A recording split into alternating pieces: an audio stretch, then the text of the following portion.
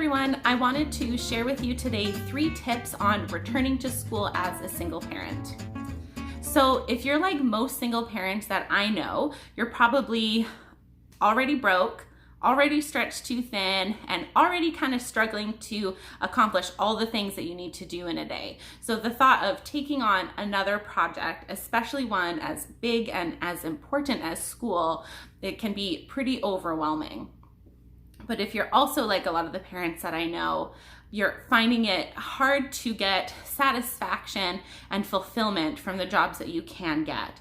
So going to school becomes a better and better option as you go on.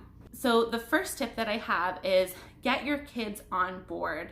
You already probably spend a lot of your resources and a lot of your time on taking them to practices, helping them with homework, going to soccer games, all kinds of things. And so, but your education is very much more of a family project, and everyone has to be involved, just like you support them. So some of the ways that this can look are getting your children to take on their own household projects. So maybe an older child could be responsible entirely for walking the dog every day or packing the lunches for the younger kids. For younger children, there's some really easy chores that really help to just keep things moving along in the house. Things like putting all the shoes in the bin so your front door isn't a total disaster, or going along with a laundry basket and picking up toys.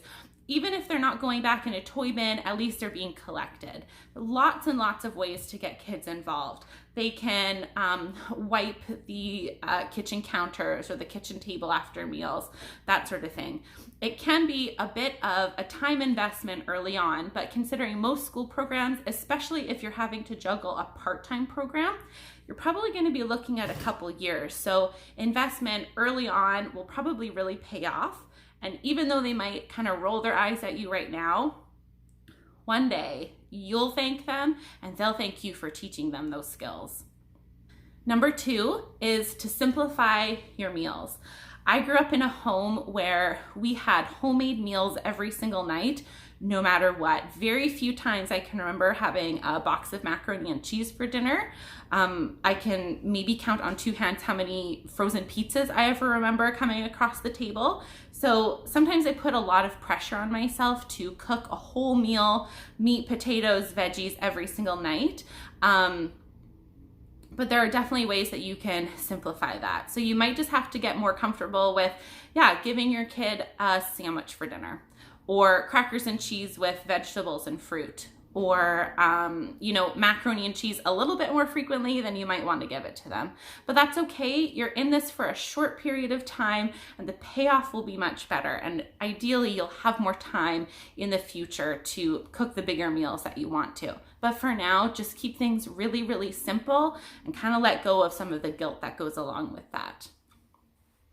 So the third tip I have for you is probably the most important and the one that I found the most useful when I was a student, and that is all about time blocking.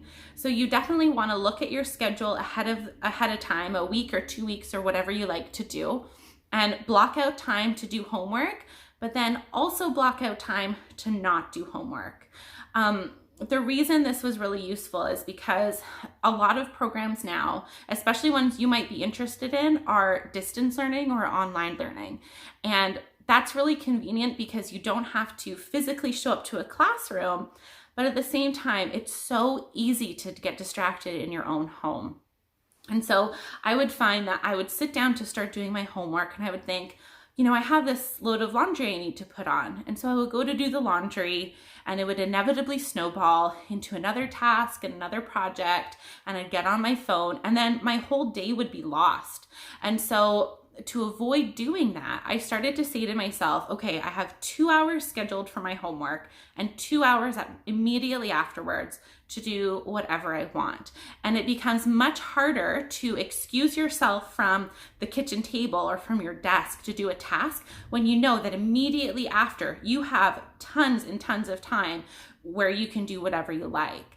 And so I found that scheduling time to do homework, obviously you have to do that, but also scheduling the time to spend time with your children, spend time on yourself, or spend time to maybe do a little bit more thorough cleaning than your kids have been managing was a huge game changer in how I approached, how I balanced school, work, and family life and my home as a student.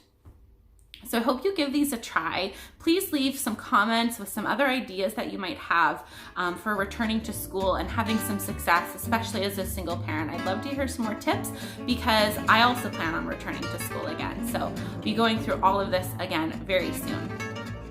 So take care, and I will see you guys next week, and happy studying. Bye.